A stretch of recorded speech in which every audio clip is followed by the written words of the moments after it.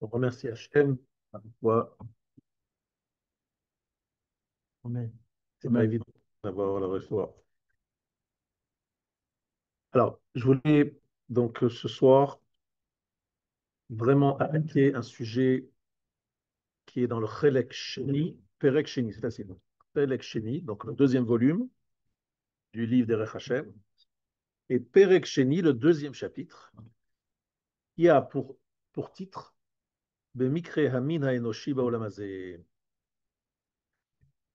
Donc, l'espèce humaine dans ce monde, comment ça se passe avec elle? Donc, en fait, le sujet sera le Sachar, le Onesh, les Issourin, le Gehinam, le Gan Eden, le Olam Haba, tous ces termes que vous entendez, il faut définir exactement qu'est-ce qui nous attend dans ce monde, dans le monde futur,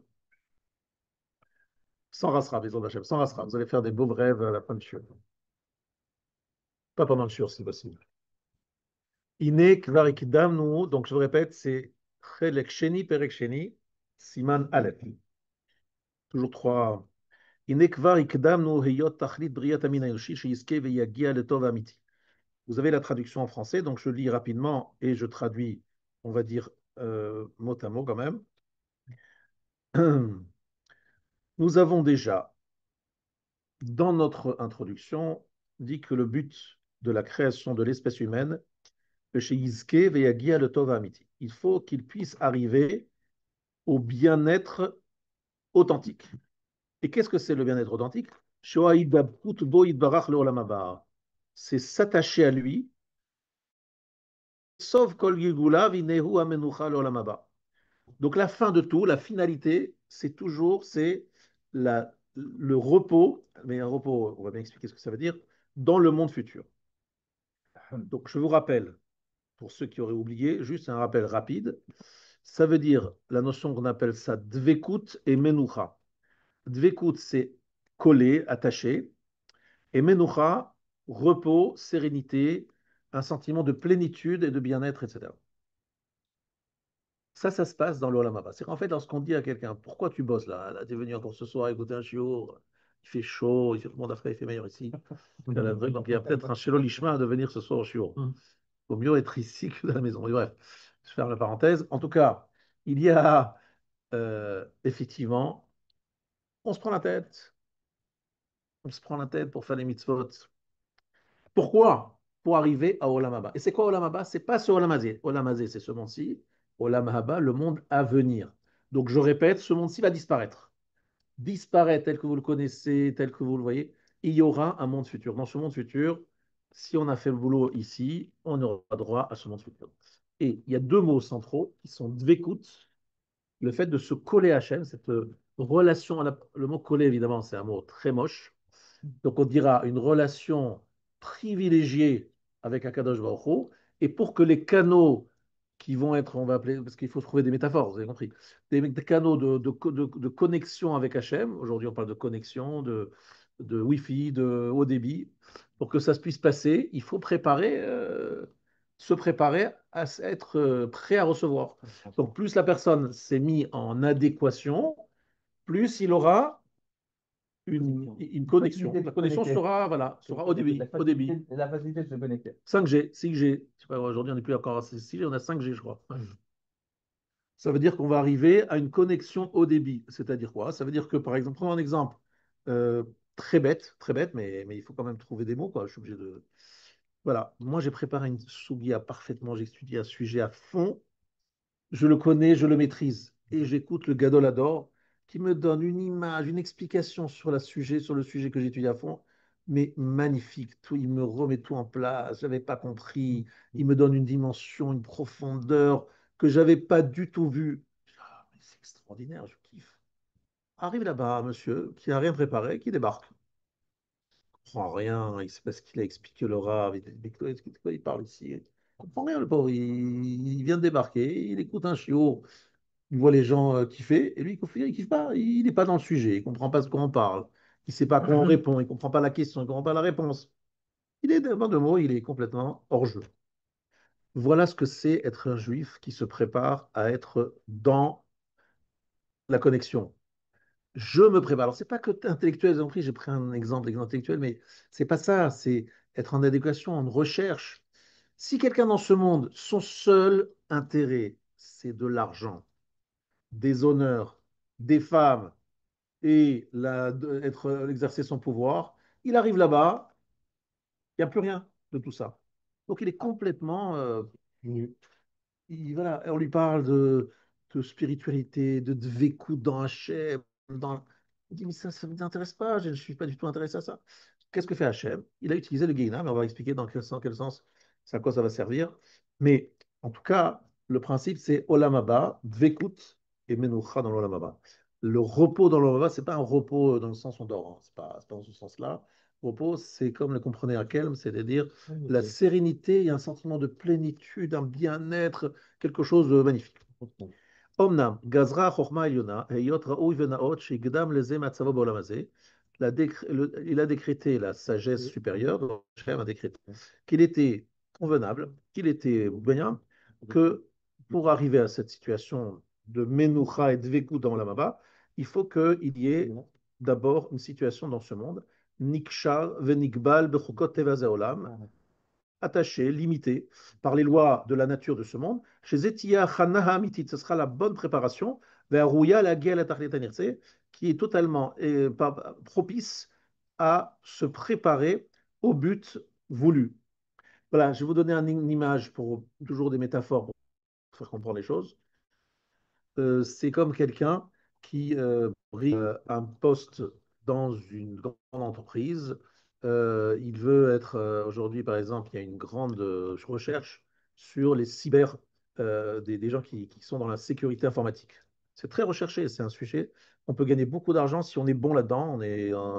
C'est très, malheureusement, il y a beaucoup d'attaques Et l'homme, pendant des années, il se prend la tête, il apprend tous les systèmes, il devient number one au monde. Il a des ponts d'or, les gens lui courent après. Combien tu veux? Je te donne, et encore, je te donne. Mais il a travaillé très dur avant pour arriver à pouvoir exercer ce métier. Mais tout ce qu'il a préparé, tout ce qu'il a utilisé, tout ce qu'il a appris pendant toutes ces années lui servent pour exercer un métier de façon. Parce que malheureusement, il y a beaucoup de métiers où on est à la fac, on perd beaucoup de temps parce que ce qu'on étudie, ça n'a aucun rapport avec la pratique qu'il va y avoir après. Là, je parle de quelqu'un qui vraiment se prépare à 100%. Ici, il a Avdil, évidemment.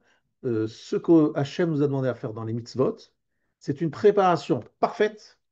C'est les mitzvot ont été calibrés de manière à nous préparer de façon parfaite pour accomplir la mitzvah d'Hachem. Exemple, le mariage. Le mariage, c'est un exemple très intéressant. Le mariage, c'est un être humain classique, très égocentrique, qui est obligé de partager sa vie avec une personne qui a qui est assez égocentrique au départ. Donc les deux sont égocentriques, ils sont là en train d'essayer chacun de tirer la couverture vers soi. Évidemment, ça ne marche pas. Donc que chacun est obligé de faire des concessions, de faire des machins. Et donc finalement, qu'est-ce qu'il fait à Kadosh Baruch Hu? Il force l'homme par le mariage à faire des concessions, à penser à l'autre d'abord, à se dire que non, mais c'est pas important ce que je pense, moi, l'important c'est que ma femme soit heureuse. Tout ça, ce sont des exemples où Hachem nous met dans des situations où on n'a pas le choix que de faire un effort sur soi. Mais un célibataire endurci, on est bien d'accord, même si c'est un homme et un monsieur extraordinaire, il n'aura pas travaillé un certain nombre de qualités parce qu'il n'aura pas été tout simplement au charbon. Il n'y a pas eu de charbon. Il n'a pas travaillé avec une femme. Donc c'est impossible d'y arriver. Donc ça, c'est le travail. Les enfants, évidemment, c'est extraordinaire. À chaque fois que je vois les enfants, Baruch Hashem, ils se réveillent toujours à 3 heures du matin, je viens de m'endormir, je suis couché super tard, et lorsqu'il y en a qui s'est endormi, il y a l'autre qui se réveille, et madame qui n'en peut plus parce qu'elle est fatiguée, etc. On est épuisé, on n'en peut plus, etc. Donc on a envie de s'énerver, de crier. Donc il faut travailler sur ces midotes de savlanou, de patience, de maîtriser sa colère. C'est magnifique. C'est un vrai, et je dis toujours cette phrase que j'adore, je l'ai répétée plusieurs fois, je l'ai entendue en 1983 dans un petit shiur qui avait lieu à ces heures-là à la Yeshiva de Koltora par le Mashgiach de la Yeshiva, le Rav Ordensky, chez Adam Yari, et il nous a dit, le monde est un horrible, c'est pas du tout un bel hôtel, si vous cherchez un hôtel 5 étoiles luxe, c'est pas du tout le terme à utiliser dans ce monde. On est très loin des 5 étoiles, je dirais peut-être s'il y a une demi-étoile, c'est peut-être d'accord. Par contre, le monde est une magnifique usine à hommes. Il nous met dans des situations où on ne peut pas je bosse pas. On voudrait rester comme ça, à rien faire. Impossible. La vie nous oblige à bouger, à voilà. Par exemple, des fois, et là, par exemple, on a vécu depuis le 7 octobre, mais pas seulement le 7 octobre, mais aussi dans l'histoire juive. On s'est dit, bon, allez, tranquille, après la Shoah, on s'est dit, on va s'endormir, Ils se fondent dans le décor. voilà, on va kiffer, voilà, on va se faire un petit pays tranquille chez nous, voilà, c'est tout. Et voilà, et on nous attaque, et des missiles balistiques, et des bombes nucléaires. Je dis, mais qu'est-ce qu'ils nous veulent? Akadosh Baruch Hu, qu'est-ce qu'il dit? Pour vous construire, messieurs, je vous mets dans des situations d'épreuve sur le Imuna, le Bitachon, Kochi Veotsem Yadi, les ennemis, le propre. C'est incroyable de voir ça. C'est une magnifique usine à hommes. Celui qui veut dormir, il ne peut pas. D'ailleurs, il ne peut pas dormir parce qu'il y a des Hazakot, il y a des, il y a des, c'est incroyable de voir ça. C'est incroyable de voir comment Hachem, il ne nous lâche pas, il ne nous laisse pas dormir. Il ne nous laisse pas s'endormir. Il y a une période où on s'est endormi. Ça s'appelle les 40 ans de Shlomo Melech. Pendant 42 ans, je me rappelle 40 ans, bon bref. En tout cas, Shlomo Melech, il était donc roi pendant plusieurs dizaines d'années. Il y avait l'honneur, c'est que tous les peuples du monde venaient à Yerushalayim pour demander à Shlomo son avis sur. C'était l'homme le plus sage au monde. Il y avait l'argent, l'honneur, le truc, bref, c'était. Ça donnait quoi? Le schisme. Shlomo Aleichem, son fils, Rechavam, Yerovam, séparation, Israël, machin. Les deux veaux d'or, hein. On n'arrive pas à tenir plus. C'était 40 ans et Shlomo Aleichem, c'est un grand chacham, un grand sadique, et hop, parti dans tout dégueu. Shlomo Aleichem lui-même, il a pris 1000 femmes. On lui reprochait trop de femmes, trop de chevaux, trop d'argent, trop de machin. On n'arrive pas, on n'arrive pas. Pourquoi? Parce que beaucoup nous a mis dans un terrain, une usine. Si vous êtes là en train de vous dire, ah, allez, je me repose. Monsieur, t'es gentil, tu es dehors, quoi. C'est ça que ça veut dire. C'est une usine. Il faut toujours être en action, avoir se préserver de ci, de préserver de cela. Quelqu'un dit, voilà, moi, etc. C'est fini. J'ai réglé le problème. Il dit ça, c'est clair et net. Bientôt, ça va lui retomber dessus. Vous avez tous eu ça. Donc, c'est une magnifique usine à hommes, hommes à femmes, quoi. Aux êtres humains, ça les force à devenir des gens. Mais par contre, au niveau hôtel, 5 étoiles luxe, on repassera. On continue. Achana Amitit, les Harouya, la guerre est arrêtée. C'est parfaitement préparé. Il y a tout ce qu'il faut pour nous préparer vers le but final. Ulfi a Shoresh Hazeh, Sidera Kol Inyan Ezeh Olam, selon cette racine-là, il a organisé tous les sujets de ce monde. Liot le Achana ou le Azmana, le Mashiyakar, Beolam Atachliti, Shua Olam Haba. Donc que ce soit une préparation à ce qu'il y aura plus tard dans le monde final, qui est le Olam Haba. Je pense que là, j'étais assez clair. Ensuite, je vais avancer un petit peu vite parce que je vais arriver à la partie la plus mouchoudash. ההכנה הזאת, הנה היא סובבת על שני כותבים, האחד אישי והשני כללי. Donc, cette préparation, elle a deux fondements, deux, on va dire, deux éléments sur lesquels il faut s'intéresser. C'est celui qui est personnel et celui qui est général, au niveau du klal Israël. Il appelle ça Ishi et Klali. Je vais expliquer après, évidemment, ce qu'on va l'expliquer. Euh, C'est-à-dire qu'il y a ce que l'homme doit faire pour arriver à Ishi ou Inyan Kniyat Adam et Shlimuto Bemaasav. Donc il y a le côté de l'homme, donc l'individu. Comment va-t-il acquérir la plénitude dans ses actes? C'est facile. Vehaklali ou Itronen Amin Haenoshi Biklalo Lolamaba. En ce qui concerne le clan Israël, il faut le préparer, le peuple juif tout entier, à arriver au Lamaba. Donc vous avez vu devant vous, par exemple, un truc incroyable. Vous avez un homme, Bibi Netanyahu, qui a quand même un parcours assez particulier. Pour la première fois, il fait un shiur de Baal Moussar. Il fait devant un Sichat Moussar, Siyata Dishmaya, Ezrat Hashem, Akadosh Baruch Hu est avec nous. C'est quoi l'histoire là? Qu'est-ce qui s'est passé à Zonago là? Il va au cotel. Il va au côté avant, il va au côté après, il dit merci Hachem, il demande Hachem. Je dis, mais c'est comme ici. C'est quoi cette histoire? C'est quoi cette histoire? Alors vous allez dire, bon, c'est pas vrai, c'est pas émettre. Bon, peu importe si c'est vrai, pas vrai. Si c'est authentique ou pas. Ça a été filmé et les gens ont vu ça. Ils ont dit, tiens, c'est bizarre quand même, c'est pas un religieux lui. Et qu'est-ce qui se passe? Vous êtes en train de voir devant vous ce que Hachem, comme Hachem, il secoue le clan Israël, parce que c'est un homme du clan, puisqu'il est quand même un dirigeant, et donc il représente le clan Israël. Donc le clan Israël, et c'est pas vrai seulement au niveau du Bémédano, mais c'est vrai au niveau même de l'individu, mais du peuple juif en général, il prépare les Juifs à la Géoula finale, à la venue de Mashiach. Comment il les prépare? Il leur envoie des missiles, des balistiques et des machins. Il leur fait peur, il nous fait, je ne sais plus où on est. Et on se dit, mais où on en est, qu'est-ce qui va se passer? Et il leur fait des missiles, des miracles, tous les jours, des miracles. Celui-là a été sauvé. Ah non, mais ça, cette partie de l'hôpital, on l'a juste vidé hier parce qu'il fallait. Ah non, mais juste hier, on l'a vidé et juste c'est tombé le lendemain. Donc, par hasard, c'est par hasard. Et là, on devait être. Non, finalement, c'est un immeuble qui s'est effondré, mais finalement, il n'y a pas de victime parce que chacun était ici, là-bas, machin. Ah, ça s'explique, oui, d'accord. En deux mots, Hachem, quelque part, nous prépare, le peuple juif nous prépare tout ça, par ces événements incroyables qui se passent devant nous. En plus, depuis 7 heures, on est vraiment gâtés de ce point de vue-là. Hachem nous envoie des messages, mais pourquoi? C'est individuel, mais c'est surtout au niveau du peuple juif. Il est en train de préparer les juifs à la Géoula. Donc, qu'est-ce qu'il fait? Il les ébranle, les rend. Et c'est vrai qu'il y a une vraie. Nous, les rabbins, on pense que le peuple juif aujourd'hui n'est pas le même qu'avant le 7 octobre. C'est plus le même. C'est plus le même.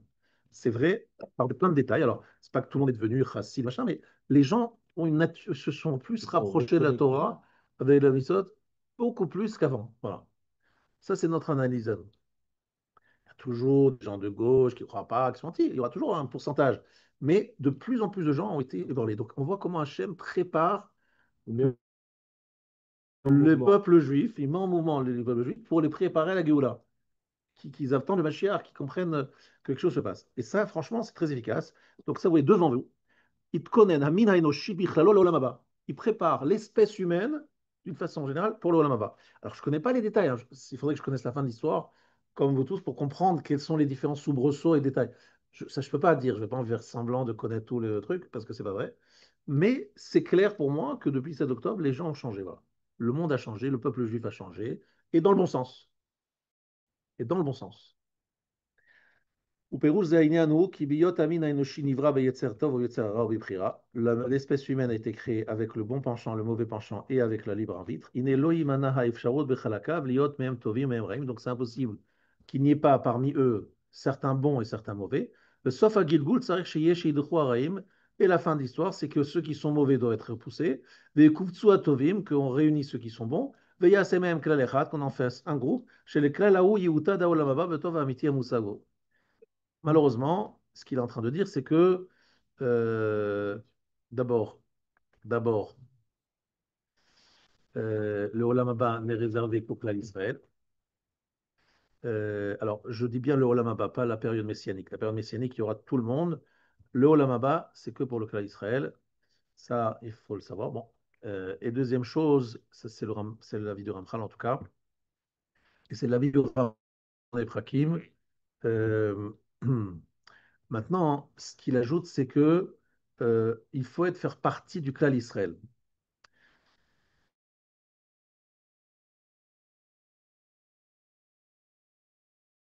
Je vous ajoute quelque chose que vous n'avez pas dans vos textes ici. Apopish lo avar averot. Bien qu'il n'a pas transgressé d'averot. Elan ifdal me'adat Israël. Il se sépare de l'assemblée d'Israël. Venos mitzvot bichlalan. Souffrance. Velomit ane betanita. Il ne participe pas à leur jeûne. Et la holer bedarko. Il va dans son chemin qui est echad migoyaretz, comme un des peuples de la terre, comme s'il ne faisait pas partie d'eux. En lo chelek l'olam haba. C'est en fait, c'est important de s'inscrire dans le peuple juif. Pas de faire ça, sa vie, machin, moi je fais mon truc, non. Je fais partie du clan d'Israël. Parce que c'est la condition pour entrer dans l'Olamaba, c'est de faire quand je montre, je vais mardi. Ben, si le peuple juif tout entier vit des moments difficiles, ben, tu vis avec eux les moments difficiles, tu participes, tu ressens, d'une façon ou d'une autre, tu te sens concerné. Tu es concerné par ça et tu fais plus que dire tu te sens concerné, tu fais même des actes pour marquer ta solidarité et le fait que tu fais partie de ce tzibur. Afalpi shelo avar averot. On parle de quelqu'un qui n'a pas fait d'averot, mais simplement il se met dans son côté, son coin. Il n'a rien à foutre du clan d'Israël. Voilà, moi, je fais pas victime. Il n'a pas fait d'averot. Il a fait une avéra. Pardon? S'il ne jeûne pas. Alors, en fait, Bravo. Et le Rav, il explique ici, j'ai un commentaire ici dessus, qui dit, on ne parle pas, par exemple, quelqu'un qui ne fait pas le Ta'ani de 17 Tammuz, par exemple. Quelqu'un il dit, voilà, je ne jeûne pas le 17 Tammuz. On ne parle pas de celui-là. Il jeûne le 17 Tammuz. Seulement, des fois, le Klal Israël Jeune décrète supplémentaire. un jeûne supplémentaire et lui dit, bon, écoutez, moi, c'est pas écrit dans le Shulchan Aruch, je n'accepte pas. Tout le peuple juif le fait, mais moi je me dis, non, c'est pas, je fais ma vie. Donc, c'est pas une avéra dans le sens qu'il fait tous les jeûnes officiels, mais ce jeûne-là qui a été décrété, il dit, non, moi, je fais ma vie. Lo yiched im hatzibour, il n'est pas avec le tzibour, b'shum davar. Lo shayach le tzibour. Adam ze en lo chelek l'olam haba. Mais Thibault à l'échelle locale ou même bah, aujourd'hui, c'est quoi Ouais, est-ce qu'aujourd'hui il y a quelque chose qui concerne tout le peuple juif qui a été décrété depuis le 7 octobre, par exemple? Bien, tu vois qu'après le 7 octobre, tout le peuple juif s'est dit, qu'est-ce qu'on peut faire pour Israël? Qu'est-ce qu'on peut faire pour les choses? Qu'est-ce qu'on peut faire?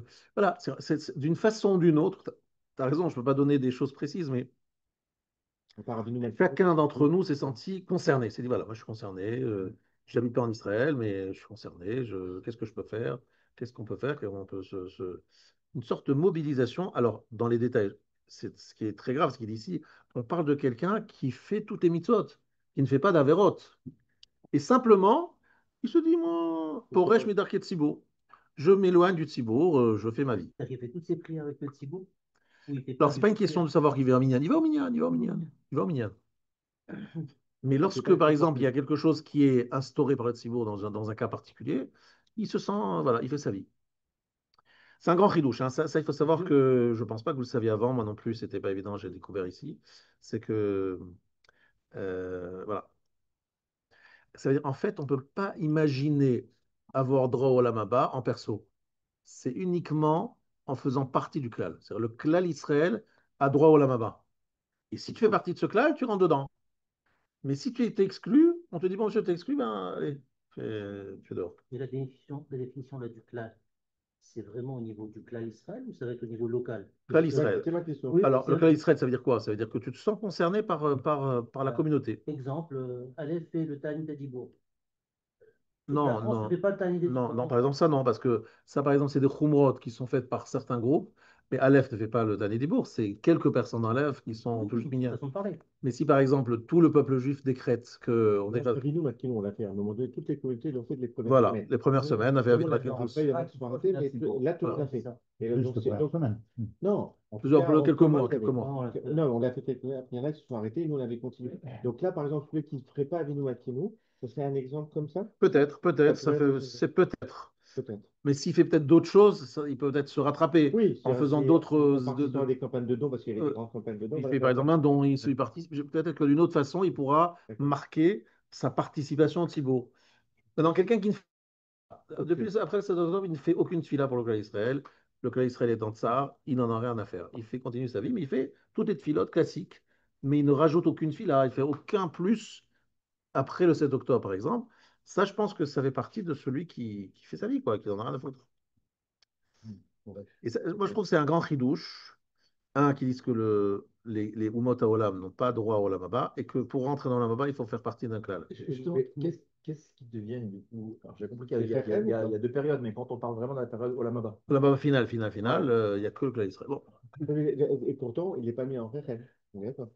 qui n'est pas mis en Kherem. Ces personnes-là. Parce que si elle n'a pas droit à la Maba, euh, c'est étonnant. Parce Bon, le que, Kherem aujourd'hui, on ne le met plus tellement en application, mais mais je ne sais pas, je sais pas. potentiellement, En tout cas, il ne parle pas de Kherem ici, il parle simplement c'est plus important, c'est le droit au Olam Haba. Donc, c'est vraiment En fait, en deux mots, il te dit le but final de la vie, c'est rentrer dans le Olam Haba, c'est ça le but de ta existence. En deux mots, le jour où on décidera, tu rentres dans le Olam Haba, c'est que tu as réussi ta vie. Le jour où on dira, tu rentres pas au Olam Haba, c'est que tu as raté ta vie. Bon, en deux mots, c'est ça. Et tes vies, parce que tous les Guilboulis, parce que, on est bien d'accord, il y a plusieurs Guilboulis. Et celui à qui on ne donnera pas le passeport pour rentrer dans le Olam Haba, c'est qu'il a raté sa vie, c'est fini. Et il n'y a plus rien, il n'y a plus de retard. En lo chelek lama. Ça, c'est le cas, c'est Il y a quoi? Il y l'aurore. a une disparition, il y a des trucs Oui, annexes. bah, Je oui, sais c'est pas, écrit dans la mais Gemara. C'était une vraie mort. Il transforme en poussière sous les pas des. C'est comme ça que c'est écrit dans la Gemara, qui se transformera en cendre sous les pieds des tzadikim. C'est-à-dire, il y aura une. Faites les mots de la Torah, hein, c'est les mots de Tanakh. Qu'il y aura une journée, on appelle ça mais c'est en fait un passouk dans le Tanakh qui dit que le dernier jour, la fin de l'histoire, ce sera un jour chaud, très chaud, bah, très chaud. Il va tellement Ça, chaud c'est ça. que les C'est gens, demain, le sommet. que les gens vont brûler. Demain, c'est Mais Shabbat. vous avez compris, c'est une image, une métaphore. Je vais expliquer dans quelques instants. Et que les tzadikim, ben, ils seront sauvés. Et les Réchaïm mourront et se transformeront en cendres. Alors, l'idée que le Rav a expliqué, c'est que ce sera un jour où la clarté totale de la vie, de ce que la vie, de le sens de la vie, et aussi des bêtises qu'on a fait, bah, ça montrera qu'il y a des gens qui sont un vide total. Finalement, ils ont. Même des gens qui sont des fois chômeurs mitzvot, hein, vont se rendre compte que finalement, leur Torah, c'est rien du tout. Leur mitzvot, c'est rien. C'était que du de la façade. Ceux-là, ils disparaîtront complètement. Ils ne rentreront pas dans là-bas. Mais encore une fois, il y a plein de règles, il y a plein de trucs. Je ne suis pas celui qui va vous donner aujourd'hui, ce soir. Il y a des Mishnayot explicites à la fin du 11e chapitre dans Sanhedrin pour dire qui va rentrer, qui ne va pas rentrer. Et très franchement, j'espère qu'il y aura un peu plus de. On élargira un petit peu le cercle parce que là-bas, il y en a plein qui sont dehors, hein. Donc, j'espère. Mais je ne sais pas exactement comment. D'une façon générale, Akadosh Baruch Hu essaie de sauver le maximum, de recycler le maximum de gens.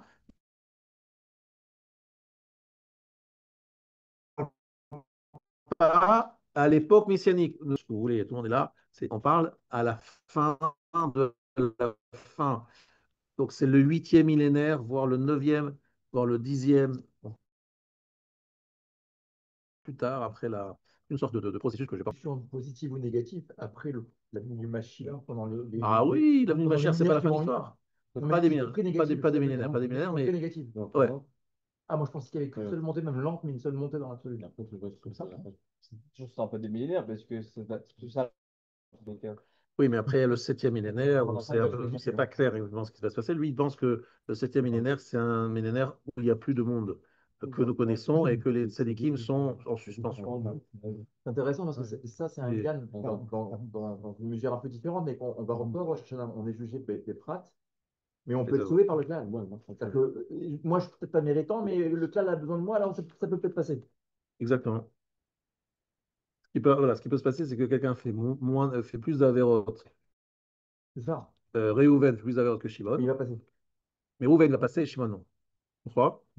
Parce que Shimon est concerné par le clan d'Israël et Réhouven s'est mis toujours. Il n'a absolument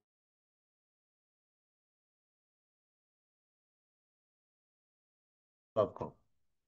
Reuven, il est sauvé, pas Shimon? Ouais, bah, Réhouven, il a fait plus d'Averot que Shimon, mais Shimon, il s'en sort et pas Réhouven. Parce que Réhouven et Shimon, sa force, c'est qu'il a été plus dans le clan d'Israël. Plus solidaire du clan d'Israël, plus. Pardon? Non, oui, il y a ça, mais il y a surtout, Metsaher Betzar Taklal, c'est que le tsar du klal te concerne, les décrets du klal te concernent, tu te sens concerné par le klal d'Israël. Après, il faudra qu'on affine pour savoir qu'est-ce que ça veut dire exactement, comme vous avez posé plein de questions, je vais continuer. Euh, maintenant, le, je vous rassure hein, quand même, parce que je sais qu'il y en a certains ici qui ont peut-être un peu peur. Kol echad vechad mimnei ha'adam yesh lo zechuyot ve'avonot. Donc le Rambam dit clairement dans Halakha du Rambam, chacun d'entre nous, chacun des hommes a des mérites et des fautes. Donc il n'y a personne qui dit j'ai aucune faute. En tzadik baretz asher yaseh tov velo yecheta, tout le monde fait des fautes. Ou poché Israël, mais les mitzvot karimon. On dit que les mécréants d'Israël sont pleins de mitzvot comme la grenade. Donc d'un côté, on nous dit ça, d'un autre côté, on nous dit mais il y a certains qui seront exclus du Olam Haba. Ça, c'est sûr. Combien, quel pourcentage, comment on va essayer, comment il va gérer ça, j'aime, je ne sais pas. Gimel, ואולם חוק הבחירה שמכריח האפשרות שזכרנו בחלקי המין האנושי להיותם טובים או רעים, la loi du libre arbitre qui crée cette possibilité, et même qui force cette possibilité, qu'il y ait dans l'espèce humaine des bons et des mauvais, להיות סותם טובים קצת רעים, que certains soient bons, d'autres mauvais, הוא עצמו מכריח אפשרות זה גם כן במעשה כל איש מאישי המין. Donc à cette possibilité qu'il y ait cette différence entre les différentes personnes. Chez Oulam Efchar, chez Koulam Tovim, ou Koulam Reim, Efchar, chez Tzatam Tovim, Tzatam Reim. Il peut y avoir, tous peuvent être des gens bien, tous peuvent être des méchants, et une partie Tovim, une partie mauvais. Zema chez Meakev, Kibbutz, Hashlemi, chez Zacharno. Qui kvar yimatse ba'ish echad atzmo yanim tovim yanim reim. dans l'homme lui-même, il y a une partie qui est bonne, une partie qui est mauvaise. Ou l'ashgir al ktsatam velo al ashar, et de faire attention qu'à une partie et pas au reste. Afilu imotam sheyushgach aleim yorov, ineinu mimishpat hatzedek. Voilà. Alors, attention, là, on passe dans un passage un petit peu fin, mais facile quand même à comprendre. Ça veut dire, le problème du Rav, c'est la suivante. Euh, Il y a une majorité, il y a une minorité. Euh, donc, imaginons de dire qu'il y a une majorité, quelqu'un, il a plus d'éléments positifs que négatifs. Donc, il est plus Tov que Ra. Donc, majorité de Tov, minorité de Ra. Je parle d'un individu. Alors, de se dire que Hachem dit, bon, moi je retiens, je vais d'après la majorité. Allez, je retiens que ce qui est bon. Est-ce que c'est possible de dire une chose pareille? Dire, ah, non, c'est pas possible. Et non, mais Mishpat Tzedek, c'est pas juste. Kishurat Hadin Notenet, parce que la loi, la logique de la loi nous donne comme conclusion, Shekol Hamaasim Yugmelu. Toutes les actions doivent être payées. Il doit y avoir un jugement sur chaque action. En gdolim, en tanim, en arbe, en qui sont grandes ou petites, elles sont nombreuses ou pas. Alken gazra chorma eliona, pour éviter tous ces problèmes, le chalek agmul ben eschar ben onesh mishne zmanim mishne mekomot. Écoutez bien, Kadosh Baruch Hu dit, moi je ne peux pas laisser passer une faute. Une faute, elle doit recevoir une punition. Une mitzvah doit être récompensée. Donc je vais séparer le moment où je récompense et le moment où je punis. Alors sachez que les comptables ici peuvent se dire, on fait quoi? On fait Au fil de l'eau, on compte les plus et moins. les plus et les moins, et puis on fait un bilan, Ouais. bilan final. Ça ne marche pas comme ça. Chez nous, c'est deux rangées, deux colonnes. Il y a la colonne des Averot et la colonne des Mitzvot, et on ne peut pas faire des arrangements avec Hachem en disant, écoute, prends-moi une mitzvah et je te donne deux Averot. Fais-moi un machin, considère que chose, j'ai fait beaucoup de Mitzvot, alors j'ai fait quelques Averot. Bon, allez, genre faire un peu à la, faire une sorte de marchandage de bas niveau avec Akadosh Baruch Hu, ça ne fonctionne pas et il est trop, c'est émet, c'est le émet, on ne peut pas discuter, Il on y a peut un pas. calcul quand même, Rosh Hashanah, ouais. Exactement. Alors à la seconde, à Rosh Hashanah, tu prends la balance, on voit s'il y a un rov, mais mitzvot rov averot, pour donner ton statut, est-ce que tu es tzaddik ou un rachat, et en fonction de cela, juger comment tu vas vivre cette année, ça c'est une chose, mais à la fin de la vie, c'est lorsque quelqu'un y arrive devant le trône céleste, il faut qu'on arrive à lui faire payer, ça y est, c'est fini, il n'est plus sur sa terre, donc il faut qu'il paye les averot qu'il a faites, et qu'il reçoive une récompense pour ses mitzvot. Donc Akadosh Baruch Hu a fait en sorte qu'il y ait deux lieux. שהנה בכלל המעשים יתחלק לרוב ולמיעוט, ויודן הרוב לבדו במקום וזמן הראוי לו, והמיעוט לבדו במקום וזמן הראוי לו. Donc on va partager en deux les actions. La majorité qui peut être bonne, imaginons que la majorité est bonne, ben, il va recevoir sa récompense. Mais la minorité qui est mauvaise, dans un autre lieu et dans un autre temps, il va avoir ce qu'il mérite. Ça veut dire qu'on est avant Olam Haba, parce qu'Olam Haba, on est après tout cela. Agmula amiti veikari olam haba. Alors, ici, son problème, je vous explique le problème du Rav. C'est que si je vous pose la question comme ça, vous avez entendu parler du Gan Eden, le paradis? Oui, oui, très bien. Et dites-moi, alors c'est quoi Olam Haba? C'est le Gan Eden alors? Le Olam Haba, le monde à venir. C'est le paradis ou pas, Rémi? C'est quoi? C'est la même chose? Alors c'est quoi? Pourquoi il y a deux endroits alors? Gan Eden, c'est dans ce monde-là. Gan Eden dans ce Le monde. Olam Haba. Et le Olam Haba, c'est dans le monde futur. Comment? Gan Eden est déjà là. Oui, Bon, c'est pas où, mais il est là. il Voilà. est là. D'accord, il est là. Alors à quoi ça sert? Gan Eden, c'est un endroit où on reçoit un salaire. On reçoit un salaire. Donc c'est un endroit de récompense. C'est un stand-by aussi. C'est un Alors, vestibules. C'est un stand-by mais maintenant. est-ce que c'est agréable? C'est un lieu agréable. C'est censé l'être. Donc, c'est agréable, donc c'est un endroit sympathique. D'accord? Le paradis, a priori, c'est un endroit agréable. Donc, explique-moi, je te demande, alors, c'est quoi le Olam Haba par rapport à ça alors? C'est qu'on reçoit déjà le salaire dans le Gan Eden avant d'arriver au Olam Haba? Alors, sur quoi on est récompensé dans le Olam Neshamot, dans le Gan Eden, et sur quoi on est récompensé dans l'Olam Haba? C'est pas clair, non? Pourtant, c'est une question de base, hein? C'est une question C'est-à-dire que, basique. d'après votre calcul, on devrait, quoi qu'il arrive, dans ce monde intermédiaire du Gan Eden, passer un peu par le Gehenna. Oui, alors, lui, c'est sûr, il dit comme ça. Que quelqu'un n'ait jamais fauté, pas du tout de faute, il n'y en a eu que quatre. La Binyamin, tu as Ishaï, Amram, bref, la liste est courte. Hein. Kilab, le fils de David, Benny. Binyamin. Binyamin, le fils de Jacob. Ah, ça veut dire que le Olam Bas, c'est pas une récompense de ce qu'on faut. Il faut d'abord être récompensé pour le bien. Non, le Olam Abba, c'est lorsqu'on a déjà réglé C'est ça. les dettes. On va appeler ça les dettes. Tu as fait une avéra, tu as une dette. Voilà, il faut la payer, C'est tu ça. la payes. Il Voilà. faut être récompensé aussi. Donc ça, il faut bien comprendre que lorsqu'on arrive au Olam Abba, on est propre. On est là que pour recevoir un salaire. Ça, c'est logique, ça, c'est sûr. Mais le problème, c'est que dans le Gan Eden, on fait quoi alors? On reçoit quel type de récompense? Ulam Agmul Ha'amiti Ve'ikari Yeh Ba'olam Haba. La récompense authentique, principale, c'est dans l'Olam Haba. Ve'yiyeh Hasrar Hashar Adam Azoche Nitzri Lidabkut Bo Yitbarach Lenetzach. Quel sera le salaire? Hishaer Adam Hazoche, le fait que l'homme qui a le mérite deviendra éternel en se fixant à Kadosh Baruch Hu pour l'éternité. La punition, ce sera le fait de s'éloigner, d'être repoussé de ce bien-être authentique et de disparaître. Ça, c'est le salaire extraordinaire et c'est la destruction totale, c'est-à-dire de disparaître en fait. Omnam adin l'inyanze, loye al pirov c'est le din par rapport à ça. Écoutez bien parce que là c'est vraiment des chidushim, hein, c'est peu de gens ont cette clarté sur ce que je vais expliquer maintenant. Pas moi alors, Rachel. On va d'après la majorité, parce que la question qu'il a posée, on parle de la majorité de nos actions. Alors c'est quoi l'idée de passer de la majorité, puisque de toutes les manières on doit payer pour toutes les avérotes.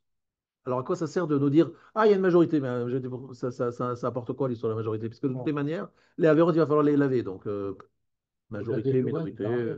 Là, tu vois, si ça sert, tu l'as fait. Ah, non, non, Razak. Non, non, non, écoute bien. Non, non, c'est une bonne question. Quelqu'un qui fait une teshuva, attention, teshuva, si tu l'as fait maintenant, là, tout de suite, là, avant que Macha arrive, tu effaces complètement s'il fait une vraie teshuva, hein, tu effaces complètement la vera. Donc, elle n'existe plus. Ah, bon, voilà. Elle n'est plus comptabilisée. Alors. Déracinée. On va dans. 2 secondes, mais il faut faire teshuva sur toutes les avérotes. Mais tous les avéros. Voilà, et ça, il faut être bon, hein, il faut être fort, hein, parce que Mais comment? non, une teshuva Comment il faut être parfaite sur toutes les avérotes, lève-toi de bon matin, quoi, c'est pas évident. Il faut déjà les avoir identifiées toutes. Voilà, Oui. déjà, il faut les C'est connaître. énorme. Ensuite, C'est énorme. il faut demander pardon à tous les gens que tu as blessés. C'est simple. Le lachonara, tu as dit déjà tous les gens, il faut que tu demandes pardon à chacun, etc. C'est les pas. robots, hein. C'est gigantesque. tout lourd, hein. Donc, mais il y a des avérotes, effectivement, sur lesquelles on peut faire une tishuva très authentique et très vraie et qui efface l'avéra. Ça peut exister. Il a même dit qu'on peut transférer un avéra en mitzvah, mais ça, il faut tshuva me'ava. Bon, c'est une tshuva d'un haut niveau. Mais on est d'accord, la tshuva, ça existe. Mais attention, la tshuva existe maintenant. Parce que si on fait tshuva lorsque le Mashiach arrive, que tout le monde reconnaît Bayom Haouye, Hashem Echad, ou Shmo Echad, ce jour-là, on dit tshuva, on dit que dit bon, c'est trop facile. Ça y est, c'est maintenant. Enfin, c'est venir au secours de la victoire. Ouais, Quand on fait les enfants de quoi? c'est comme les enfants. Trop Et, tard. non, Il faut dire la victoire avant qu'elle soit. alors attention, les enfants de corps, c'est un peu différent. Oui, mais c'est surtout ce qu'ont fait le Erev Rav. Le Erev Rav, ils ont suivi le peuple juif parce qu'ils ont dit tiens, c'est les gagnants, ils ont des miracles, donc on les suit.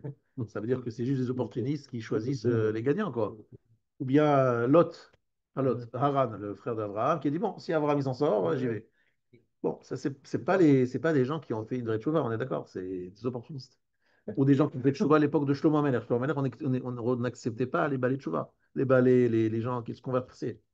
Parce qu'on dit, c'est trop facile, Shlomo Ameler, c'est le top, tu veux te convertir maintenant, c'est pas le moment. Tu es sûr que ta conversion est intéressée.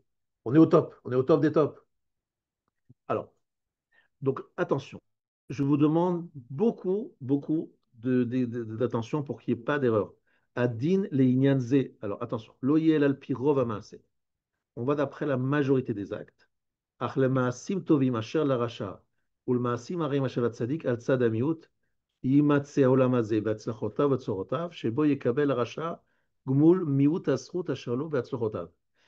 Qu'est-ce qu'il dit ici, le Rav? Il nous dit lorsqu'un rachat qui a donc un rov, une majorité de mauvaises actions, c'est un rachat, parce qu'il a une majorité, qu'est-ce qu'on lui fait au rachat?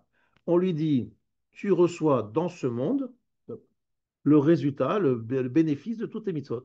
On te paye ici. Chez Bo Yekabel Rachak Moul Mi'ut Asrut, la minorité de mérite qu'il a, c'est ici, qui va le recevoir par des réussites financières ou autres. D'accord. Atzadik, le tzadik, lui, au contraire, Onesh, Vonotav, Veisurin Shebo, Ofen, Shiushlam, Amishpat, Bakol. L'inverse, c'est que le tzadik, le rachat, le tzadik, au contraire, on lui paye dans ce monde les avérotes. Donc, il prend des Issourim, des épreuves, qui lui font effacer les avérotes, de manière à ce qu'il arrive là-haut. Nickel. Naki, nickel. Donc, ça fait quelque chose de très bizarre. C'est que tu vois un monde dans lequel les tzadikim souffrent et les rechaïm, ils s'éclatent. Mais c'est quoi ce monde? Tu n'as pas compris. Le tzaddik, il veut lui avoir Olam Haba parce qu'il a compris que le vrai but, c'est Olam Haba, c'est pas dans ce monde-ci. Donc il se dit, Hachem, s'il te plaît, vide-moi la vérote, paye mes dettes maintenant. Comme ça, après, je suis au top. Et le rachat dit, non, moi, ça ne m'intéresse pas, je ne crois pas, moi, sur Olam Haba, rachat, je ne crois pas. Moi, je veux tout de suite kiffer. Ben, je vous dis, kiffe, voilà, je te donne des trucs. Il dit, regarde, Hachem, il m'aime. Regarde, je fais pas Shabbat. Je fais pas Kippour, je mange du porc. Et regarde, je viens de m'acheter le dernier modèle de la dernière bagnole la plus sophistiquée au monde. J'ai une super baraque, j'ai la femme la plus belle. D'ailleurs, je change de femme à peu près tous les 3 semaines. Et je prends les plus belles. Bref, je suis au top. Je suis un rachat qui kiffe la vie. Et je vois le tzaddik qui souffre. Je dis, alors là, les pauvres tzaddikim, franchement. Et après, dans l'Olam Haïmet, c'est l'inverse. Le tzaddik, il a le tapis rouge, il a ce kavod, et le rachat, il se trouve très démuni. Et il est très embêté parce qu'il a en fait tout mangé sur Terre. Voilà, c'est exactement ça. Et pendant longtemps. Mais comment on a fixé le statut de tzaddik ou de rachat? D'après le rov, la majorité. C'est comme ça que ça répond à la question. באופן שיושלם המשפט הכל, ויישאר העניין לעולם הבא, כמו שראוי למצב השלם ההוא. C'est dans le monde futur que le matzav HLM, la situation de plénitude se fera. Dainu sheisharu atzadikim levadam, donc il n'y aura plus que les tzadikim dans l'homme bas. Belita rovet ra'im benehem, plus de mélange avec les méchants ne sont plus là. Vehem beli kuvim beatzmam le'anat ha'meuted elahem, sans qu'il y ait le moins d'empêchement pour profiter de ce qu'il leur est prévu. Ve'areshaim yidachu ve'yavdu, et les reshaim seront repoussés, disparaîtront. Beli sheishalem ta'ana klal, sans qu'ils puissent avoir le moins d'arguments. Alors c'est dur, hein, ça veut dire que ça c'est Yom Adin Agadol, c'est comme ça qu'on appelle ce jour-là, le jour du grand jugement. Enfin, ce truc dans le Tzadik Veralo, Tzadik Veralo, Shavetavlo, c'est quoi la logique au final? Alors voilà, maintenant Tzadik Veralo, c'est très logique. Le Tzadik souffre parce qu'il paye sur terre les quelques avérotes qu'il a faites, les miout avérotes. Le Zracha Tovlo, parce qu'il est en train de recevoir la récompense des quelques mitzvot qu'il a faites. Donc tout s'explique. Mais pourquoi? Comme ça. Alors, c'est comme ça parce que, un, ça augmente le mérite de ceux qui croient, parce que tout le temps, les gens leur disent, non, attendez, les tzadikim, vraiment, vraiment, ils méritent. Regarde, j'ai vu ce monsieur, un homme très, très pieux, très Yireh Shamayim. Regarde, qu'est-ce qu'Hachem lui envoie. Il a été tué, son fils a été tué à Gaza, son frère a été tué à Gaza, il a été blessé à Gaza. Regarde, c'est ça le récompense de ces gens-là, des Yireh Shamayim, des gens bien, des gens. Déjà, ils parlent comme ça, ils disent bon, alors ça sert à rien de devenir religieux, Trop facile. parce que Hachem, il bénit, et aujourd'hui, vous savez quand même que plus de 50% des gens tués à Gaza, c'était des gens religieux. Plus de 50% de l'armée, hein, je parle au niveau de l'armée.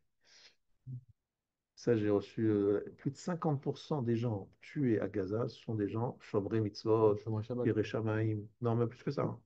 C'est Certains. extraordinaire de voir toutes les filotes là-bas, Ouais. les allumages de Hanouka, Alors ça, les c'est un lectures de la peu Torah. folklorique, mais je parle de gens, il y a des gens vraiment là-bas, je connais certaines vies, des tzadikim, mais des gens une vie exemplaire, des idéalistes, des gens qui font des choses magnifiques pour le peuple d'Israël, qui sont morts. Je dis, mais c'est pas normal, c'est pas eux que Hachem, pourquoi est-ce que ceux-là, ils vont mourir? Eh bien, si on pouvait leur faire parler dans le Olam Haba, ils disent, ah, on a fait une bonne affaire, hein, Gaza, c'était magnifique, une bonne affaire. Le problème qu'il y a, c'est leurs femmes, leurs enfants, leurs parents, etc. Ça, c'est notre histoire. Il faut bien comprendre l'histoire. Qu'est-ce qu'ils ont fait, leurs parents, etc. pour ça. Mais eux-mêmes, là où ils sont, ils disent, alors, on a été mort à Kiddush Hashem, on a Baruch Hashem une belle vie, etc. On a effacé toutes les avérotes grâce à la mort à Kiddush Hashem. Mais leurs On a fait enfants, la- leurs Et leurs voilà. familles, Et alors, c'est voilà. pareil. Exactement. Non, mais, C'est pareil, c'est-à-dire qu'eux aussi payent des dettes. d'accord, d'accord. Alors, C'est c'est difficile calcul, d'expliquer ça pour un bébé qui a Ouais. 3 mois et l'enfant qui a 6 ans, qui se retrouve sans père et qui est la mère la plus quoi, le Hum. nourrir, etc. Il faut expliquer chaque chose. Hein, c'est pas... Alors, on explique ça par des guilgoulim, c'est-à-dire que l'enfant qui est là, qui a 6 mois, qui a perdu son père à Gaza, ben, c'est qu'il était déjà une autre vie, il devait terminer un travail. C'est une longue histoire, je ne vais pas expliquer maintenant tout sur le truc, mais c'est pas facile hein, d'expliquer chaque chose. Mais le principe général C'est ça. de tzaddik veralo, c'est que ça nous permet, entre guillemets, à nous, les juifs orthodoxes et croyants, d'avoir beaucoup plus de mérite de croire. Parce que c'est vrai qu'il y a des choses qui sont, par priori, contraires à à ce qu'on dit, quoi. Il y a plein de questions qui se posent. Attendez, pourquoi je suis là? Et pendant la Shoah, il y a plein de gens très chomrei mitzvot, des grands tzadikim, qui sont morts. Moi, j'étais à l'endroit où Rav Elchanan Wasserman est mort avec toute sa yeshiva. C'était des gens, des tzadikim mourir, mais j'étais là-bas à l'endroit, c'était près de Kovna. On a dit aussi Kovna, c'est aujourd'hui. qu'il y avait aussi des moments où, quel que soit le niveau, il faut que ça paye et donc on ramasse tout. Oui, d'accord, j'ai compris, mais tu as compris, les questions s'amoncellent. Et celui qui n'est pas religieux, quelque part, il dit, bah, écoutez, Hachem, je ne comprends pas. Alors, une des réponses, c'est ce que je suis en train de dire. Ce n'est pas la seule réponse, hein. Parce que lorsqu'il y a, par exemple, la Shoah, lorsqu'il y a des moments très particuliers comme le 7 octobre, il y a aussi des gens qui sont pris dans le filet parce qu'il y a une préparation du klal Israël. Alors, ça, il faudrait que je l'explique plus longuement, mais ça ne s'explique pas seulement au niveau individuel. Mais il faut bien comprendre qu'on est dans une situation aujourd'hui, hein, c'est pour ça que j'en parle aujourd'hui, parce que c'est le moment de parler, parce que le RDR, j'en parle, mais ça explique beaucoup de choses qui se passent aujourd'hui. En fait, heureusement qu'il y a eu cet octobre. Alors attention, dire heureusement que c'est quelque chose qu'on ne peut pas Parce que dire là, ils vraiment. auraient eu la dernière famille, tu vois. Alors on peut voir ça aussi comme ça. Bah oui. Grâce, entre guillemets, au 7 octobre, Ah on oui. a évité différentes... C'était pas Non, normal. c'est redressé. Voilà, c'est redressé. C'est vrai, on peut voir ça de cette façon. On est d'accord, c'est ce que disent beaucoup de gens aujourd'hui. C'est que sans cela, jamais on aurait agi et réagi. Et les autres, ils auraient attaqué tous en même temps et on aurait resté. Ah, Mais ça en sort du sujet. Le sujet, c'est pas d'expliquer le Dark Hashem, etc. Mais je comprends ce que tu dis. Maintenant, là, je suis en train de parler de la sanction du clan Israël et de l'individu. Alors, attention. Omnam, Gazarot, Chazo, Isbarach, Larbot, Haatzala, Livnei Adam, Sheimyatseod, Min Tsiruf, Acher, le Mi Sheitached, Bo Hatziruf. Alors, Akadosh Baruch Hu, par sa générosité, écoutez bien, par sa générosité, il veut absolument sauver le maximum de personnes. Alors, comment il fait? Il trouve un tsirouf. C'est quoi un tsirouf? C'est un mot très important, le mot tsirouf, de Tsarfat, pensez à tsirouf, Tsarfat. Une association, Oui, on pense à l'association, mais il y a aussi une autre explication. Tirouf. On ne connaît pas cette lecture de tsirouf. Tsirouf dans la Gemara. Alors, tsirouf, c'est soudé, effectivement. On prenait non, on prenait un métal, du fer, tu le mets à chauffer très fort, donc il va fondre, et tu le mets tout de suite dans de l'eau très froide. Dans une forme. Le tremper. Pas pour lui donner de forme, mais pour lui donner ce qu'on appelle de l'acier trempé. Une résistance Oui, oui, à toutes les Voilà, phases. ça donne un fer beaucoup plus résistant. Exactement. Ça s'appelle de l'acier.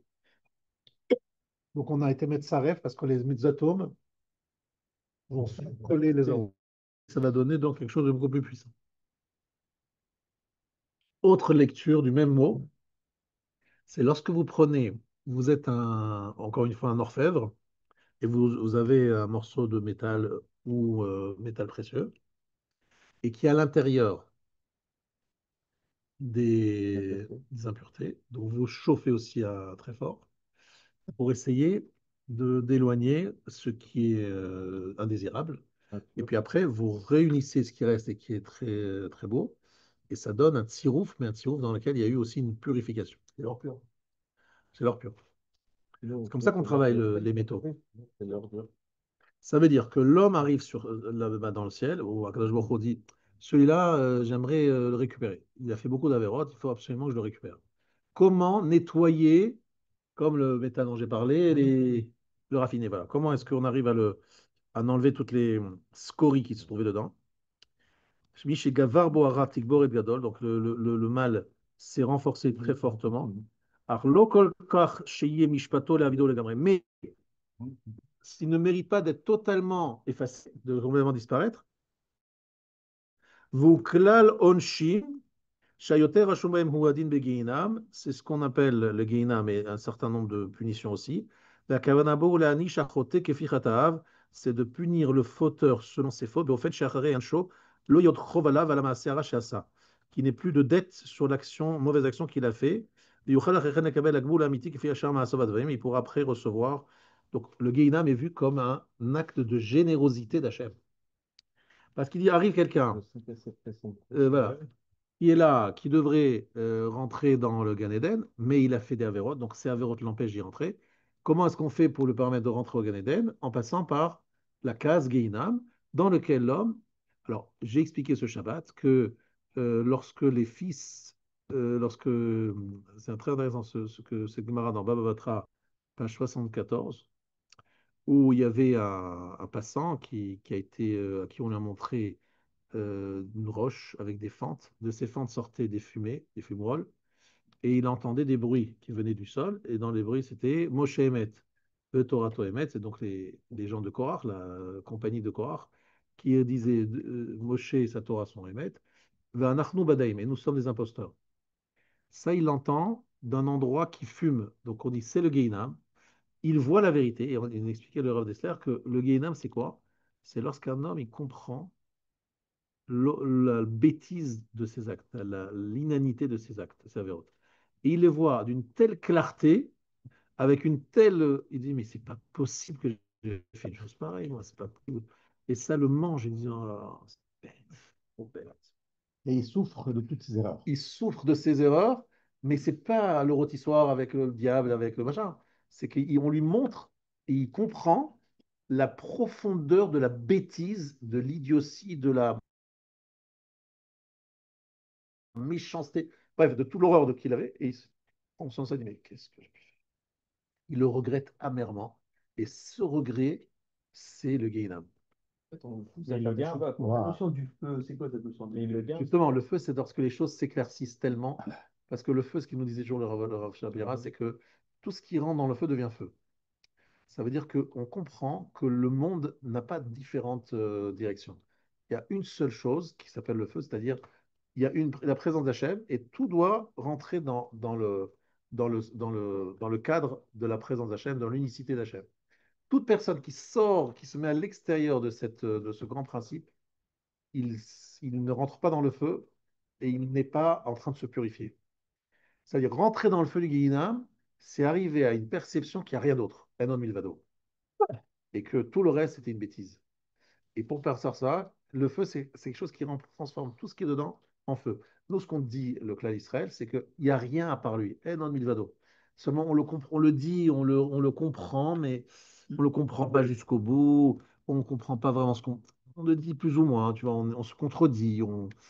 Eh non, Milvado, ça veut dire quoi, non, Milvado? Ben, ça veut dire que, et c'est ça qui est par exemple très dur en cette période, le Mossad a été excellent, l'armée d'Israël excellente, il y a eu un beau travail, et on se dit, Enon Mivado, bon, c'est difficile parce que tu te dis, mais ils ont été bons quand même, les agents du Mossad. Donc finalement, Enon Mivado, bon, Hachem, il a aidé, bon, il a donné un petit coup de main, d'accord, mais c'est eux qui ont fait le boulot, quoi.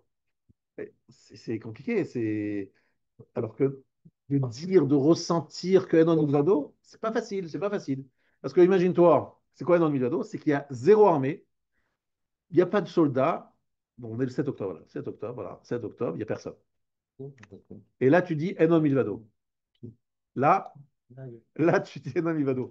Mais lorsque tu as une armée, machin, tu dis Enom Milvado, c'est pas facile.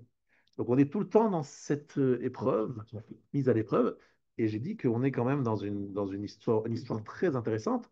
C'est que d'un côté, tu vois une absence totale de l'armée le 7 octobre, mais d'une façon criante. C'est-à-dire, j'ai entendu au nom d'Ayederi, il a dit, le 7 octobre, même après qu'on ait appris l'entrée en Israël de milliers de terroristes, notre réaction est d'un niveau peut-être moindre, d'un niveau moindre que la dernière armée d'Afrique, la plus basique.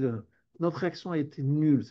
Non seulement on n'a pas vu venir, mais une fois que c'était en place, notre réaction était catastrophique. Ça a été une façon de réagir complètement honteuse, mais qui n'est pas de la hauteur non seulement d'une armée comme Tzal, mais de la moindre armée de balles d'un pays sous-développé. Pas le B.A.-ba. Et d'un autre côté, juste après, qu'est-ce que tu vois? Ils arrivent à tuer Nasrallah, tuer celui-là, puis envoyer un drone qui rentre dans une fenêtre, qui est tout petit, qui tue le bonhomme qui est dans son lit, comment il savait qu'il était là-bas et pas là-bas, qui construit des trucs incroyables. Tu dis, mais c'est pas possible, c'est pas la même armée, quoi. Une armée absente et une armée super performante, et c'est dans un an et demi de différence de trucs, tu dis, c'est pas possible. Qu'est-ce qui se passe? C'est où? C'est quoi l'histoire? Alors nous, on explique, c'est Enon Milvado, Akash Baruch Hu, il a fait une xéra le 7 octobre que personne ne réagisse comme il faut, que tout le monde soit Ah aveuglé. oui, parce que C'est hors, c'est voilà, totalement c'est surnaturel. surnaturel, voilà. Donc, naissent mauvais, mais dans le mal, quoi. Et eux-mêmes, les premiers, c'est pas les Israéliens, mais ils sont où? Ils sont partis où? Les Israéliens. Ils ne comprenaient pas qu'est cette facilité de rentrer, comme si dans le Non, boulevard, rentrer, personne, il n'y a personne. Voilà. Non, mais inversement, Les premiers Voilà, soldats sont exactement. arrivés 6 heures après. non, mais inversement, Voilà. pourquoi on dirait pas la même chose que nous, on liquide le Hezbollah avec une si grande facilité, entre guillemets, l'Iran avec une Oh, c'est ça. facilité, eux-mêmes peut dire, bah voilà, nous, Grave, leurs grave, dieux, grave. ils peuvent raconter la même chose. Juste une question. Eux, ce qu'ils peuvent raconter, c'est ils peuvent dire n'importe quoi. Et ils le disent n'importe quoi. Il n'y a pas de souci. Nous, notre souci à nous, c'est pas de savoir ce qu'ils disent, c'est qu'est-ce qu'Akadosh Baruch Hu veut nous envoyer comme Oui, mais de la message. même façon, ils Donc ont. moi, je vous explique une chose. Enon Milvado, comment j'arrive à l'expliquer? D'un côté, je vous montre une armée ultra perfectionnée, et d'un autre côté, une armée ultra absente. Donc je me dis, ça veut dire quoi? Qu'est-ce qu'Hachem nous envoie comme message? Je veux dire, c'est moi qui décide. Comment c'est possible que des dizaines, tu comprends, on est en plein Téhéran, tu as des dizaines de camionnettes qui chargent tranquillement des drones avec des explosifs en plein centre de Téhéran, les unes après les autres. Ils se mettent en place, personne n'est arrêté, personne n'est même interrogé. Mais vous êtes où le contre-espionnage iranien? Mais c'est pas qu'ils étaient derrière, ils étaient au centre de Téhéran, à 2 pas du ministère de l'Intérieur et des forces armées. Machin. Et ils sont là, ils remplissent leur paquet. Mais faites quoi, là, vous avez quoi dans les paquets là? Personne ne demande. Il y avait même le département en charge de l'anti-Mossad Ouais. était dirigé par des gens du Mossad. Et inversement, les États-Unis, lorsqu'ils ont, Au service ils ont envoyé une mission de de- sauvetage de leurs otages à Voilà, l'ambassade voilà. il y a 40 ans, 40 ans. 40 machin, Ils ont voulu sauver les ils ont otages. envoyé une mission avec des hélicoptères, machin. C'est Les vrai. hélicoptères ont été engloutis dans les sables du C'était désert. honteux. Toute la force américaine est devenue plus rien Voilà. parce qu'il y a eu juste une tempête de sable qui les a engloutis. Voilà. C'est pour ça que ça, c'est des moyens qu'Hachem nous envoie pour dire attention. Vous pouvez vous tromper, que vous avez une armée invincible. Je vous montre que si moi je suis pas là, il n'y a rien. Rien. Ah oui, c'est ça. Iné loyanum velijon. Si moi je suis là, aucun problème, vous arrivez à faire n'importe quoi. Je ne suis pas là, vous pouvez avoir la meilleure armée du monde, ben, je ne suis pas là, il y a rien. Ça, c'est le message qu'un juif Shomer Mitzvot doit dire de cette période Et il est éclatant. incroyable. Il est éclatant. Mais non, c'est écrit, c'est évident, y a pas, y a pas, c'est tellement incroyable que même les goïms se disent, mais comment c'est possible que Tzal n'était pas le 7 octobre? Qu'est-ce qu'ils ont fait? Ils étaient où? Qui faisaient quoi? Personne n'explique. Les goïms se disent, c'est pas normal. Oui, mais il crée le complot. Oui, après, ils essaient de trouver des explications, mais c'est des explications de mal. En 2 mots, pour vous expliquer. Ça veut dire qu'en fait, Akadosh Baruch Hu, lorsqu'il met en place le Gehinam, ça veut dire que on va voir qu'on a fait des choix sur Terre qui n'avaient aucun sens, qui n'avaient aucune base, aucune. C'était la bêtise, de la folie ou de la méchanceté pure. Enfin, tout ça va se révéler.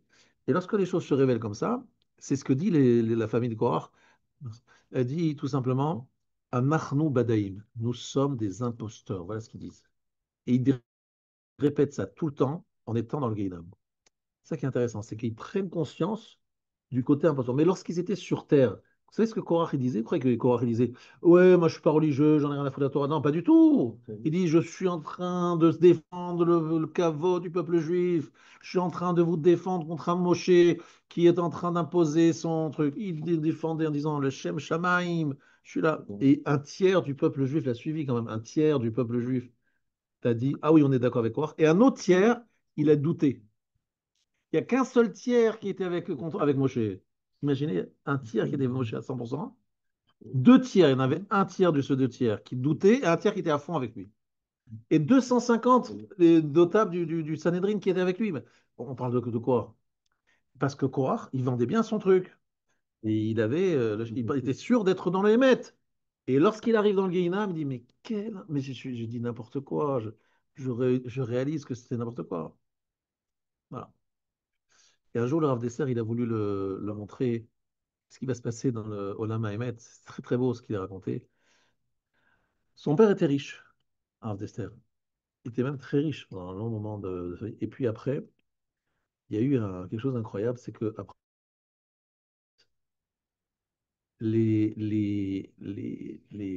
la monnaie a perdu toute sa valeur. Ceux qui avaient certainement, je ne me rappelle plus exactement lequel, parce que les bolcheviks, ils ont c'est une révolution, quoi, ils ont tout changé. Il est devenu pauvre d'un instant à l'autre, enfin, en quelques jours. Il était très riche et tout ce qu'il avait n'avait plus de valeur en quelques instants. Et en fait, le Rav nous disait comme ça, il nous disait que il y a des gens sur Terre aujourd'hui qui pensent, qui sont très sûrs d'eux dans leur Torah, dans la mitzvot, et qui un jour découvriront peut-être tout ça, c'est loin d'être ça, et ils découvriront la noirceur profonde qui les habite. Mais ils n'en sont pas conscients. Comme Korach, il dira Anachnu Badaïm, on s'est moqué d'Hachem, on s'est moqué des gens, on s'est moqué, on a raconté des bistes, des histoires, en fait, on n'était pas, on n'y était pas. Ça, c'est le guide. Kol Israël, Yesh Lahem Chelek Leolam Haba, c'est quoi? Ça veut dire que tout C'est le monde a parti une Israël part. Non, non, tout Israël a le droit au Olam c'est une part. a le droit. Non, non, a une part dans l'Olam ça veut dire que chacun d'entre nous, il y a une part qui est dessus pour chaque plaque. Voilà, c'est écrit Encore dessus. faut-il Jean-Paul apprendre, c'est ça? Jean-Paul Bernard. Seulement qu'il Voilà. faut. Je comprends. Voilà, Il faut y chacun, aller. chacun la sienne, chacun la sienne. Mais est-ce qu'on va pouvoir Y aller. y entrer C'est ça. et la profiter? C'est autre chose. Et concernant ce que vous avez dit, c'est celui qui n'y a pas droit. Dans la partie intermédiaire, Gan Eden, il y a une âme avant le Olam Haba. Ouais. Celui qui n'a pas le droit. Alors, attention. Ça dit qu'il verra l'eau, ça, mais il vient quoi, lui? Parce que chacun a un calcul, ok, le Alors, ça c'est dit qu'il ça que je verra vais l'eau. vous Mais expliquer. lui, qu'est-ce qu'il passe? C'est ce qu'il dit exactement, Laura. Il dit Akadosh Baruch Hu, Mi shegavar bo hara, tikbor et gadol. Donc, quelqu'un sur qui le mal a pris le dessus. Tikbor et gadol, très fort sur lui, il a pris. Ach lo kol kach sheyeh mishpato lehavido legamre. Mais il n'a pas pris tellement d'ascendant pour qu'on décide qu'il mérite d'être totalement disparaître. En fait, il y a des cas intermédiaires, celui dont tu parles. C'est Non, quelqu'un non, qui a bon, beaucoup d'avérotes, énormément d'avérotes, et elle a pris le dessus, mais Il n'est pas il ne mérite complètement. pas quand même à être complètement disparaître. Alors, comment on fait pour le nettoyer celui-là? Guéna. non, moi, ce que je veux dire, c'est que ceux qui ne vont même pas avoir le Olam Haba, pendant la période Non, mais d'aujourd'hui celui-là, intermédiaire, il se non, passe non, quoi? non, t'as pas compris. Cette partie, C'est à la fin des temps complètement. ouais, c'est à la fin Ah, des temps, c'est ouais. vrai. Ouais, il a droit au Gan Eden, en Alors, faites fait. attention parce que dans les Rishonim déjà, le mot Olam Haba est des fois utilisé pour parler du monde des Neshamot, c'est-à-dire de ce qui se passe en Éden. Olam c'est l'au-delà. Donc, faites attention parce que ça peut vous tromper. Et il y a effectivement des Leshonos dans les Rishonim qui trompent. Mais lorsque vous étudiez l'Agmara dans Sanhedrin, avec Rélec, vous voyez très clairement que Olam c'est pas ça. C'est qu'il y a le mot Olam qui est utilisé dans deux contextes qui ne sont pas les mêmes. Un contexte qui est celui que je viens d'expliquer, Olam c'est-à-dire vraiment, vraiment après la destruction de ce monde-ci. Et il y a le Olam Haba qui est utilisé pour dire après 120 ans, lorsqu'on est là-bas, on est dans le Olam Haba, mais dans le monde meilleur. Et c'est pas vraiment le vrai Olam Haba. Le Olam Haba, donc qu'est-ce qui se passe là-haut? Akadosh Baruch Hu, quelque part, pour ce qui est des tzadikim, il les met dans le Gan Eden, il leur donne un salaire qui n'a rien à voir avec celui du Olam Haba. Ça n'a rien à voir. C'est genre un endroit d'attente où ils font un kiff, c'est vrai, c'est un kiff là-bas. Mais ça n'a rien à voir avec ce que sera l'Olam Haba. La preuve, c'est que les Nevi'im les plus forts n'ont pas perçu le vrai salaire du Olam Haba. C'est dit ça, c'est écrit comme ça. Ce qui se passe dans le Gan Eden, ça a été perçu par les Nevi'im, ils ont pu voir un peu ce qui se passait là-bas. Et dans l'Olam Haba, c'est un tel salaire, un tel augmoul que même eux n'ont pas pu. Parce qu'en fait, c'est au-delà de nos perceptions humaines. C'est quelque chose qui est trop loin de notre corps, de nos. On a besoin, tu vois, de comparer à des choses qu'on connaît. Gan Eden, si. Gan Eden, si. Qu'est-ce qu'il y a comme récompense du coup? Alors, Gan Eden, tu as compris que c'est quelque chose qui est pas exactement. C'est une proximité avec Hachem, mais beaucoup moins grande que Olam Haba. Mais c'est une proximité avec Hachem, avec la vérité, avec la Baruch Hu, etc. Et dans lui, il explique que Olam Haba, c'est le lieu dans lequel on apprend Hachem Echad, la notion de l'unicité d'Hachem, dans toutes ses facettes, et qui est un sujet tellement sympathique et intéressant que ça donne un salaire éternel. Alors, Je vois dans Non, le. je explique avant que vous preniez la parole. Ouais. C'est que Olam Haba, il a dit une phrase très importante, c'est que l'homme devient Netzach. C'est qu'on se transforme en quelque chose d'éternel. Lorsqu'on rentre dans l'Olam Haba, on rentre dans le monde de l'éternité et donc on se colle à Kadosh Baruch Hu. Pour se coller à Hachem, il faut être du même espèce, quoi. Hachem, il est éternel, il faut qu'on soit éternel aussi. Alors que dans le Gan Eden, c'est pas du tout ce niveau-là. On rentre pas dans la dimension de Netzach. Encore le temps et tout. Pendant, il y a encore la notion d'avant-d'après, de lien avec le monde dans lequel on est, tu vois. Je sais que c'est pas facile pour moi moi-même de vous décrire. Pardon?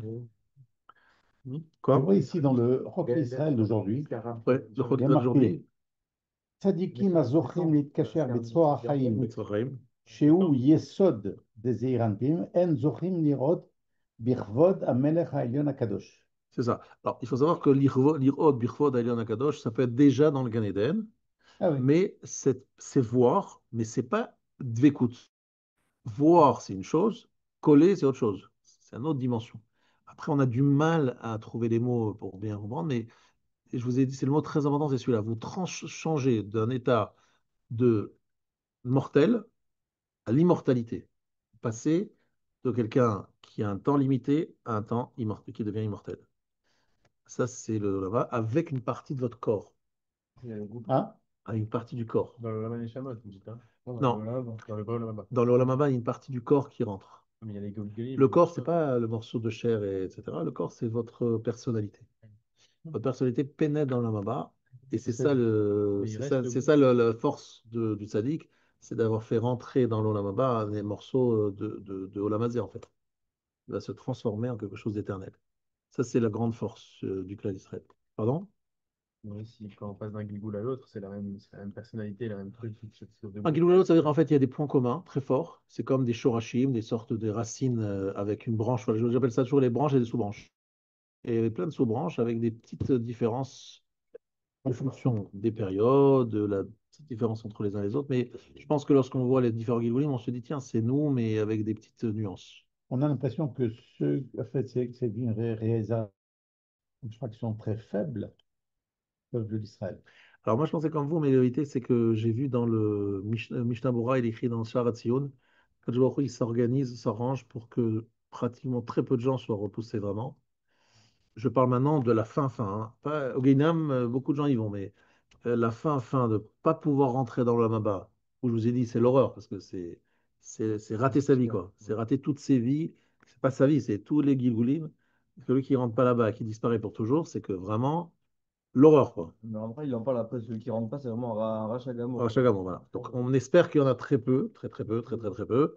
Et Hachem s'organise pour que dans les différents Gilgoulim, il y ait un rattrapage. Il C'est essaye de étonnant, sauver, mais il faut toujours qu'il y mais ait un c'est deal. étonnant que vous dites qu'il y a une Gilgulim, imaginons qu'il y a un premier passage. Ouais. Ok, il devra revenir. Mais lui, il a fait de bonnes actions. Il devrait y aller. Mais son Gilgoul, lui, il foire complètement le truc. Donc, il fait perdre à tous ceux d'avant. Tous ces, Ben Ishraï, il a dit que lui, il était un Gilgoul de Benayahu Ben Yehoda. Benayahu Ben Yehoda, c'est l'un des plus grands tzadikim du premier Beth Amikdash et du deuxième. Il dit que lui-même, c'est une genre de réincarnation. Je comprends pas trop. Le Baba Saleh, les Dikarov de Yosef, c'était un Gilgoul des chamas de l'époque des Nevi'im, tu vois. Donc, encore une fois, ce sont des gens qui sont hors normes et qui reviennent quand même pour faire un petit icône, une petite réparation, un oui, petit... mais il faudrait qu'un Gilgoul à nous fasse une bêtise. Et tous les ceux qui étaient avant, bah, ils sont prévenus gagner. Non, non, c'est pas comme ça qu'Hachem il fait. Hachem, il fait en sorte que dans chaque domaine, que le domaine dans lequel tu étais faible dans le d'avant, tu aies l'occasion, la possibilité de faire un petit coup dans Non, ce domaine. simplement, c'est un peu amélioratif. Non, mais ce qui veut dire, c'est que s'il y a eu 18 personnalités, s'il y en a une qui a tout raté, qui n'a pas réussi son système, Ouais. c'est ça qu'on est en train de Ouais, dire c'est vrai, que finalement, les Bah, il reviendra logiciels, plus. Bah, il reviendra encore une non, mais à fois. la fin des temps, 19e. il suffit qu'il y en a un qui a pas, qui a pas finalisé, quoi. Donc, c'est ça que tu es en train de Ah, dire. ouais, C'est et la la fin fin, d'avance. Non, c'est pas comme ça que ça se ouais, passe. non, ok, non, parce que c'est revenir j'avais compris. systématiquement. Non, c'est pas comme ça que ça se Ça peut passe. préparer. Maintenant, exactement comment ça se passe, je ne sais pas non plus. Je sais juste qu'Hachem, non, c'est les mots du Chavetz Chaim. Le Chavetz Chaim écrit un des mots dans Sharat Tziyun. Il dit Hachem, il essaye de faire en sorte que très peu soit le reste sur le côté. Il fait en sorte d'essayer de trouver des. Et Voilà. ben, Mais encore une fois, il y en a certains il y a toujours cette chance. C'est pas possible qu'il n'y ait pas cette chance. Bien, un beau taille. C'est ça que, bon. Donc on se revoit lundi prochain, L'année prochaine. mercredi 9. Hein, messieurs, en tête. Ça va vite. D'accord. C'est David, tout de suite. Hein? À